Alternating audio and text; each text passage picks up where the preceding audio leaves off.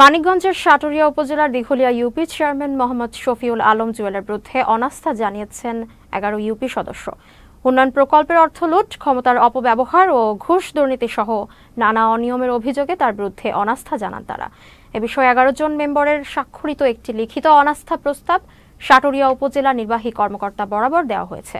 লিখিত প্রস্তাবে ইউপি সদস্যরা উল্লেখ করেছেন, দায়িত্ব পাওয়ার পর থেকে সরকারের বিভিন্ন উন্নয়ন প্রকল্পে ভুয়া রেজুলেশন ও সই স্বাক্ষর দেখিয়ে টাকা উত্তোলন করে আত্মসাৎ করেছেন। এছাড়া জোর ও ভয় ভীতি দেখিয়ে ইউপি সদস্যদের কাছ থেকে স্বাক্ষর আদায় করে ইচ্ছে মতো কাজ করতেন UP chairman. Shafiul Alam Jewel chairman আমাকে কোনো কাজ কাম দেয় না, জিজ্ঞাসা করে না।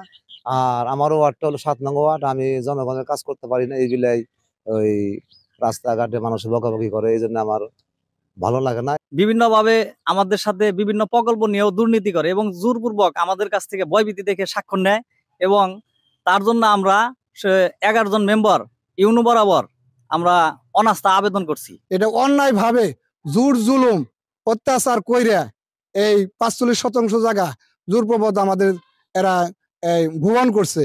এই ভুবনের জায়গাটা হলো পাশে, কিন্তু সেখানে না করে এইখানে করছে। এখানে জোরপূর্বক 6টা প্রজেক্ট দিছে, এক কোদাল মাটিও এরা ফালায় নেই। প্রায় 3 বছর যাবত মেম্বার হয়েছে, জনগণের ভোট দিয়ে বানাইছে, কিন্তু জনগণের কোনো কাজকর্ম আমরা স্বাধীনভাবে করতে পারি নাই।